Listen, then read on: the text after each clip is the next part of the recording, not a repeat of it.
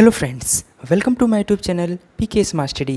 Daily current affairs के video series में आपका स्वागत है। आज है 10 जुलाई 2020 से करंट अफेयर्स के जितने भी इंपॉर्टेंट क्वेश्चन बनते हैं हम इस वीडियो में डिस्कस करेंगे। चलिए वीडियो स्टार्ट करते हैं। आज का पहला इंपॉर्टेंट क्वेश्चन है, संयुक्त राष्ट्र नस्ली दवा अपराध कार्यालय की वर्ल्ड ड्रग रिपोर्ट के अनुसार किस देश ने 2018 में अफीम की सबसे अधिक जब्ती की सूचना दी है? इसका सही answer option number C, Iran. संयुक्त राष्ट्र नस्ली दवा अपराध कार्यालय की नवीनतम वर्ल्ड ड्रग रिपोर्ट के अनुसार ईरान से 2018 में अफीम की उच्चतम जब्ती हुई थी। ईरान में लगभग 644 टन अफीम जब्त की गई। इसके बाद अफगानिस्तान में 27 टन और पाकिस्तान में 19 टन अफीम मिली। भारत को 4 टन के साथ चौथे स्थान पर रखा गया। इसके अलावा हेरोइन जब्ती की सूची में भारत 1.3 टन के साथ दुनिया में 12वें स्थान पर था। चलिए आपको ईरान के बारे में बातें हैं। ईरान की कैपिटल है तेहरान। प्रेसिडेंट है हसन रूहानी, जो कि आपको इमेज में दिखाई दे रहे हैं। करेंसी है ईरानियन रियाल। बिगेस्ट लेक है लेक उर्मिया। हाइस्ट माउंटेन है माउंट दमावंद। नेशनल गेम की बात करें तो wrestling. Animal Asiatic lion. Bird nightingale. Flower red rose. Parliament name है मजलिस। अगले क्वेश्चन पर जाने से पहले अगर ये वीडियो आपको पसंद आ रही हो तो लाइक और शेयर जरूर कर दें। साथ ही में हमारे Telegram channel PK smart study को भी ज्वाइन कर लें। वहाँ आपको सारे पीडीएफ एक साथ मिल जाएंगे। क्वेश्चन नंबर 2, वैश्विक रियल एस्टेट पारदर्शिता सूचकांक में 34वां स्थान पर निम्न में से किस देश को रखा गया है? इसका सही आंसर ऑप्शन नंबर ए, अपना देश इंडिया। वैश्विक रियल एस्टेट पारदर्शिता सूचकांक में भारत का स्थान 34वां रहा।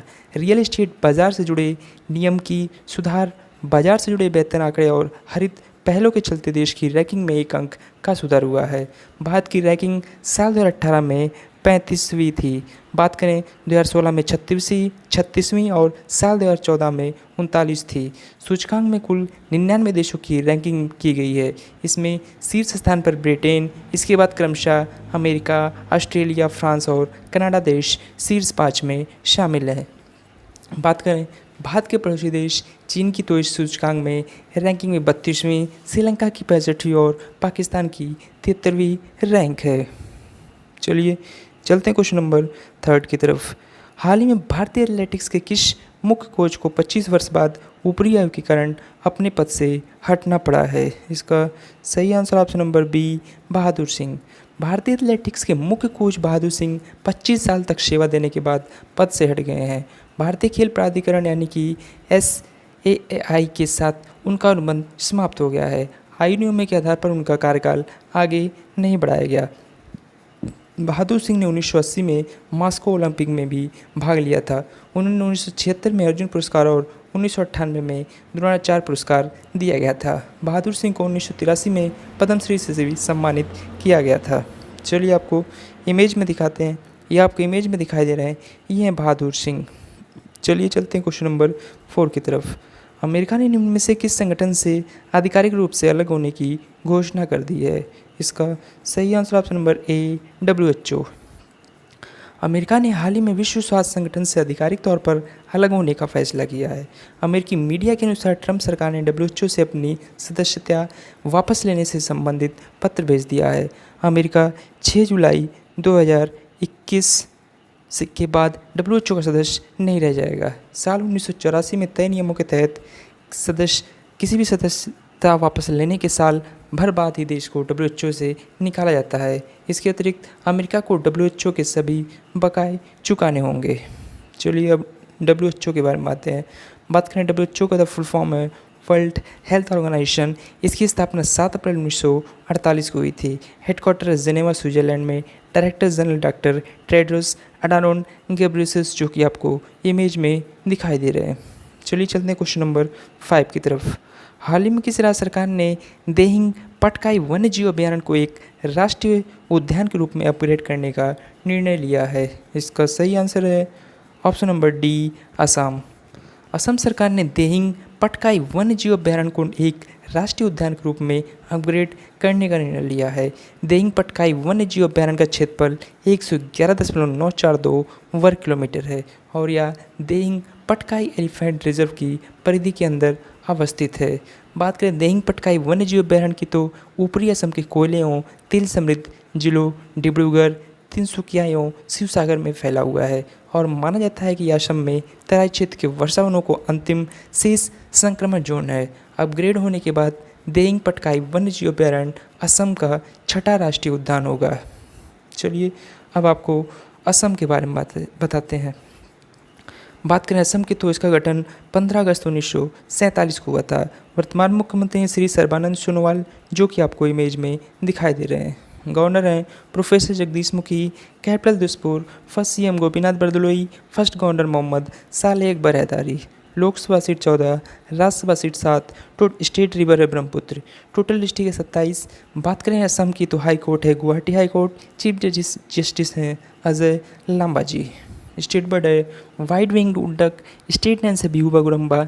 नेशनल पार्क है काजीरंगा, मानस ओरंग, डिब्री साहिकवा और नामेरी। डैम है सुबनसिरी लोअर डैम। चलिए आपको मैप में दिखाते हैं। ये मैप में असम। चलिए चलते हैं क्वेश्चन नंबर 6 की तरफ। किस केंद्रीय मंत्री ने क्लाइमेट एक्शन पर वर्चुअल सम्मेलन के चौथे संस्करण में भारत का प्रतिनिधित्व किया? इसका सही आंसर ऑप्शन नंबर ए प्रकाश जावड़ेकर। क्लाइमेट एक्शन पर वर्चुअल सम्मेलन के चौथे संस्करण को हाल ही में वीडियो कॉन्फ्रेंसिंग के माध्यम से आयोजित किया गया था। भारत के केंद्रीय पर्यावरण, वन और जलवायु परिवर्तन मंत्री प्रकाश जावड़ेकर ने इस बैठक में देश का प्रतिनिधित्व किया। इनकी सदस्यता संयुक्त राष्ट्र framework convention on climate change यानी UNFCCC के तहत पेरिस समझौते के कार्यान्वयन पर चर्चा करने के लिए यूरोपीय संघ, चीन और कनाडा द्वारा की गई थी। चलिए चलते हैं क्वेश्चन नंबर 7 की तरफ। केंद्रीय खेल मंत्री किरेन रिजिजू के अनुसार भारतीय खिलाड़ियों को प्रशिक्षण देने वाले विदेशी और देसी प्रशिक्षकों को प्रशिक्षण अवधि अब कितने साल की होगी? इसका सही आंसर है ऑप्शन नंबर सी 4 साल। खेल मंत्री किरेन रिजिजू ने बताया कि उभरते हुए खिलाड़ियों की सही प्रशिक्षण सुनिश्चित करने के लिए यह फैसला किया गया है। उन्होंने कहा कि इस फैसले से ओलंपिक सहित सभी बड़े टूर्नामेंट में भारतीय खिलाड़ियों के प्रदर्शन में सुधार होगा। उन्होंने विश्वास व्यक्त किया कि 2024 तक तथा 2028 के ओलंपिक्स खेलों की तैयारियों के लिए भी उपयोगी होगा। बार बार कोच बदलने से खिलाड़ियों के प्रदर्शन पर असर पड़ता है। चलिए चलते हैं क्वेश्चन नंबर 8 की तरफ। विश्व चॉकलेट दिवस किस दिन मनाया गया? इसका सही आंसर ऑप्शन नंबर डी 7 जुलाई को। हर साल 7 जुलाई को दुनिया भर में विश्व चॉकलेट दिवस मनाया जाता है। यह दिन हमारे जीवन में चॉकलेट की मौजूदगी के लिए मनाया जाता है। पहला अंतर्राष्ट्रीय चॉकलेट दिवस साल 2009 में मनाया गया था। इसे पहली बार सन 1550 में यूरोप में मनाया गया था। चॉकलेट हमारे शरीर को कई तरह से फ़ायदा पहुंचाता है। इसके नेचुरल केमिकल्स हमारे मूड को बेहतर बनाते हैं। चलिए चलते हैं क्वेश्चन नंबर 9 की तरफ। संकल्प पर्व के उपलक्ष्य में दिल्ली में किला राय पिथौरा और भारत के राष्ट्रीय अभिलेखागार में वृक्षारोपण किसने किया? इसका सही answer option number B Prahlad Singh Patel. Sankalp Parv को मनाने के लिए केंद्रीय संस्कृति और पर्यटन राज्य मंत्री स्वतंत्र प्रभार श्री प्रहलाद सिंह पटेल ने किला राय पिथौरा और दिल्ली में भारत के राष्ट्रीय अभिलेखागार में वृक्षारोपण किया। यह कदम संस्कृति मंत्रालय 28 जून से 12 जुलाई 2020 तक संकल्प पर्व मना रहा है। चलिए चलते हैं क्वेश्चन नंबर 10 की तरफ। हाल ही में सुरमा भोपाली के नाम से मशहूर किस जाने माने बॉलीवुड कॉमेडियन का निधन हो गया? इसका सही आंसर ऑप्शन नंबर ए जगदीप। दिग्गज बॉलीवुड अभिनेता कॉमेडियन जगदीप का निधन हो गया। उनका मूल नाम था सैयद इश्तियाक अहमद जाफरी था, लेकिन वे मंच पर रखे अपने नाम जगदीप से लोकप्रिय थे। उन्हें शोले, पुराण मंदिर और अंदाज अपना जैसी फिल्मों में निभाई अपनी भूमिकाओं के लिए जाना जाता था। जगदीप की आखिरी फिल्म 2012 में आई गली गली चोर थी, जिसमें उन्होंने एक पुलिस कांस्टेबल की भूमिका निभाई थी। जगदीप को अमिताभ बच्चन और धर्मेंद्र की 1975 में आई फिल्म शोले की सुरमा भोपाली से लोकप्रियता मिली। इसके अलावा 1984 की फिल्म पुराण मंदिर में मक्सर और सलमान और आमिर खान की 1994 की फिल्म अंदाज अपना अपना में बांकेलाल भोपाली यानी सलमान खान के पिता भूमिका के लिए भी जाना जाता है। चलिए आपको इमेज में दिखाते हैं। ये आपको इमेज में दिखाई दे रहे हैं, ये हैं जगदीप, जिनका हाल ही में निधन हो गया। चलिए चलते हैं क्वेश्चन नंबर 11 की तरफ। हाल ही में किस देश ने बलि दिए जाने वाले पशुओं के लिए डिजिटल हार्ट प्लेटफॉर्म लॉन्च किया? इसका सही answer option number D Bangladesh. Bangladesh सरकार द्वारा आगे आने ईद उल अज़हा यानी त्यौहार से पहले बलि दिए जाने वाले पशुओं की ऑनलाइन बिक्री और खरीद के लिए डिजिटल हाट प्लेटफॉर्म की शुरुआत की गई है। कोरोना महामारी के मद्देनज़र मवेशी किसानों और व्यापारियों को होने वाले वित्तीय नुकसान से बचाने के लिए इस प्लेटफॉर्म को शुरू किया गया है। साथ ही इसका उद्देश्य देश में कोविड-19 के इस कठिन समय से भीड़ से होने वाले कम्युनिटी ट्रांसमिशन के खतरे से भी बचना है। चलिए अब आपको बांग्लादेश के बारे में बातें हैं। बांग्लादेश की कैपिटल है ढाका। प्रेसिडेंट हैं अब्दुल हामिद। प्राइम मिनिस्टर शेख हसीना, जो कि आपको इमेज में दिखाई दे रही हैं। करेंसी है टका। नेशनल है 26 मार्च। लार्जेस्ट लेक है कैप्टाई। हाइस्ट माउंटेन है कियोक्रोडोंग। नेशनल गेम की बात करें तो कबड्डी। एनिमल है रॉयल बंगाल टाइगर। बर्ड है मैकपी रोबिन। फ्लावर है वाटर लिली। नेशनल ट्री है मैंगो। पार्लियामेंट नेम है जातीय संसद। नेशनल एंथम है हमार सुनार बंगला।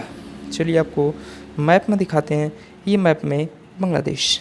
चलिए चलते हैं क्वेश्चन नंबर 12 की तरफ। हाल ही में किस राज्य सरकार ने दस्तावेजों को स्कैन करने के लिए सेल्फ स्कैन ऐप लॉन्च की है? इसका सही answer option number D, West Bengal. Paschim Bengal की मुख्यमंत्री ममता बनर्जी ने सेल्फ स्कैन नामक एक नया मोबाइल एप्लीकेशन लॉन्च किया है। यह नई एप्लीकेशन दस्तावेजों को स्कैन करने के लिए राज्य के सूचना प्रौद्योगिकी विभाग द्वारा विकसित की गई है। सेल्फ स्कैन ऐप पूरी तरह से सुरक्षित और सेफ ऐप है। इसके सर्वर पर कोई डाटा सेव नहीं होता। स्कैनिंग फीचर के अलावा एप्लीकेशन पर भी दस्तावेजों को एडिट भी किया जा सकता है। केंद्र द्वारा 59 चीनी मोबाइल एप्लीकेशन पर प्रतिबंध लगाने और चीनी सामानों के बहिष्कार के आह्वान के चलते सेल्फ स्कैन ऐप लॉन्च की गई। चलिए आपको इमेज में दिखाते हैं, ये आपको इमेज में दिखाई दे रहा है, ये है सेल्फ स्कैन ऐप। चलिए अब आपको वेस्ट बंगाल के बारे में आते हैं। वेस्ट बंगाल का गठन 15 अगस्त 1947 को हुआ था। वर्तमान मुख्यमंत्री ममता बनर्जी, जो कि आपको इमेज में दिखाई दे रही हैं। गवर्नर है Shri Jagdeep Dhankhar. Capital Kolkata. First CM Prafulla Chandra Ghosh. First governor C Rajagopalachari. Lok Sabha seat 42, Rajya Sabha seat 16, total district है 20। कलकत्ता हाई कोर्ट की बात करें तो वेस्ट बंगाल के न्यायिक क्षेत्र में आता है। चीफ जस्टिस हैं टीबी राधा कृष्णन। बात करें स्टेट ट्री की तो chatim tree. Flower and night flowering jasmine. Animal है फिशिंग कैट। बर्ड है white throated kingfisher. Main dance है भृता, कीर्तन चाऊ, संथाल तुशु और गंभीरा। मेन रिवर है मानंदा, पद्मा, हुगली, तीस्ता और गंगा और दामोदर। नेशनल पार्क है सुंदरबन, बक्सा, मानंदा वाइल्ड लाइफ सेंचुरी। चलिए आपको मैप में दिखाते हैं, ये मैप में वेस्ट बंगाल। चलिए चलते क्वेश्चन नंबर 3 की तरफ। हाल ही में बीडीएल ने किसके साथ आकाश मिसाइल के लिए लाइसेंस और टीओटी एग्रीमेंट पर हस्ताक्षर किए? इसका सही आंसर है ऑप्शन नंबर ए, DRDO. Bharat dynamics limited BDL ने रक्षा अनुसंधान एवं विकास संगठन और रक्षा अनुसंधान एवं विकास एवं प्रयोगशाला के साथ आकाश मिसाइल वीपन सिस्टम यानी कि भारतीय सेना वेरिएंट के लिए लाइसेंस और ट्रांसफ़र ऑफ टेक्नोलॉजी यानी कि टीओटी का फुल फॉर्म नोट कर लें आप, ट्रांसफ़र ऑफ टेक्नोलॉजी एग्रीमेंट पर हस्ताक्षर किए। आकाश मिसाइल भारत में निर्मित पहली मध्यम श्रेणी की सरफेस टू एयर मिसाइल है, जो अलग अलग जगह पर कई लक्ष्यों को भेदने में सक्षम है। यह मिसाइल 18 किलोमीटर की अधिकतम ऊंचाई पर लगभग 860 मीटर प्रति सेकंड की रफ्तार से वार कर सकती है। आकाश मिसाइल डीआरडीओ द्वारा डिज़ाइन और विकसित की गई है और बीडीएल द्वारा निर्मित है। आकाश का उपयोग करके हवा में 30 किलोमीटर की दूरी पर जेट, ड्रोन, सतह से हवा में मार करने वाली मिसाइलों जैसे हवाई लक्ष्यों को गिराया जा सकता है। चलिए अब आपको डीआरडीओ के बारे में बात करें डीआरडीओ को, तब इसकी स्थापना 1958 में हुई थी। डीआरडीओ का फुल फॉर्म है Defence Research and Development Organisation. Headquarter New Delhi. Chairman है जी सतीश रेड्डी, जो कि आपको इमेज में दिखाई दे रहे हैं। फर्स्ट लेडी जनरल डायरेक्टर जे मंजुला, ये मिनिस्ट्री ऑफ डिफेंस के अंडर वर्क करता है। डीआरडीओ को मोटो है बलश्य मूलम विज्ञानम। चलिए चलते हैं आज के लास्ट क्वेश्चन की तरफ। हाल ही में इंस्टाग्राम पर सबसे ज़्यादा कमाई करने वाले सेलिब्रिटी कौन बने हैं? इसका सही आंसर है option number B, Dwayne Johnson. Wrestler से एक्टर बने द रॉक के नाम से मशहूर ड्वेन जॉनसन इंस्टाग्राम पर सबसे ज़्यादा कमाई करने वाले सेलिब्रिटी बन गए हैं। ड्वेन ने इंस्टाग्राम की सबसे ज़्यादा कमाई करने वाली सेलिब्रिटी काइली जेनर को पछाड़ कर यह खिताब अपने नाम किया। Social media marketing firm hopper HQ के अनुसार इंस्टाग्राम पर जॉनसन के 189 मिलियन फॉलोअर हैं, जबकि जेनर के 183 मिलियन फॉलोअर हैं। द रॉक को एक ब्रांडेड पोस्ट करने पर $1,15,000 करीब 7.58 करोड़ रुपए की कमाई होती है। इससे पहले फोर्ब्स द्वारा उन्हें 2019 का हॉलीवुड का सबसे ज़्यादा राशि लेने वाला अभिनेता भी कहा गया था। बात करें सेकंड स्थान पर तो क्रिस्टियानो रोनाल्डो भी शामिल हैं, जिन्हें हर ब्रांडेड पोस्ट के लिए लगभग 8,89,000 US डॉलर करीब 6.64 करोड़ रुपए मिलते हैं। चलिए आपको इमेज में दिखाते हैं, ये आपको इमेज में दिखाई दे रहे हैं, ये हैं ड्वेन जॉनसन। चलिए चलते हैं आज 10 जुलाई के इतिहास में हुए घटनाओं के बारे में बातें हैं। 10 जुलाई 1652 को इंग्लैंड ने नीदरलैंड के खिलाफ युद्ध की घोषणा की थी। बात करें 1739 में तो स्पेन के खिलाफ समुद्री प्रतिशोध लेने के लिए किंग जॉर्ज द्वितीय ने एडमिरल्टी बोर्ड को अधिकृत किया।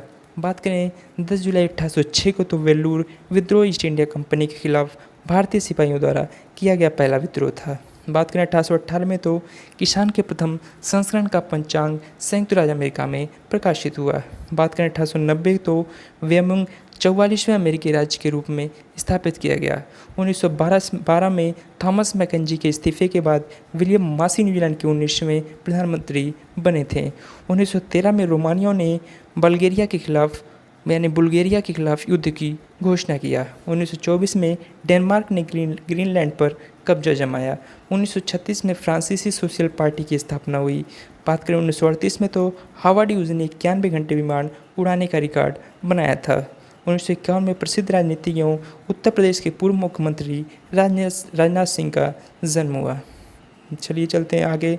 1956 की बात करें तो ब्रिटिश हाउस ऑफ लॉर्ड्स ने मौत की सज़ा को ख़त्म कर दिया।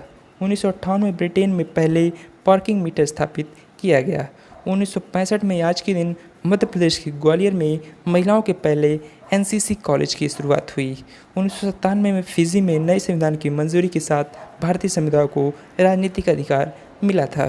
2008 की बात करें तो भारतीय मूल के ब्रिटिश लेखक सलमान रुश्दी को बेस्ट ऑफ बुकर पुरस्कार प्रदान किया गया।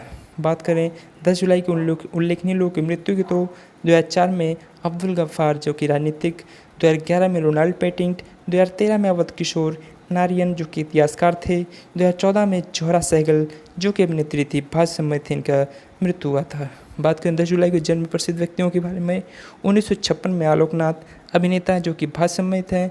1951 में राजनाथ सिंह जो कि राजनीतिज्ञ हैं, भारत से संबंधित हैं, इनका जन्म हुआ। चलिए चलते हैं आज के स्टैटिक जी के क्वेश्चन की तरफ। निम्नलिखित में से कौन भारत का सबसे बड़ा बाघ अभ्यारण्य है? इसका सही answer option number D, Nagarjuna Srisailam sanctuary, यानी लार्जेस्ट टाइगर रिजर्व है नागार्जुन श्रीशैलम सेंचुरी। चलिए चलते हैं question answer of STD question की तरफ। हाल ही में किस बैंक ने zip drive online instant auto loans offer किए? इसका सही आंसर था option number A, HDFC bank. चलिए चलते हैं क्वेश्चन ऑफ द डे की तरफ। झारखंड सरकार ने कोरोना के कारण प्रतिवर्ष आयोजित होने वाले निम्न में से किस मेले के आयोजन पर रोक लगा दी है? इसका सही आंसर आपको कमेंट बॉक्स में कमेंट करके बताना है। ऐसे ही डेली करंट अफेयर्स के वीडियो के लिए आप अपने चैनल PK स्मार्ट स्टडी को सब्सक्राइब करें। वीडियो पसंद आई हो तो लाइक और शेयर जरूर करें। Thank you.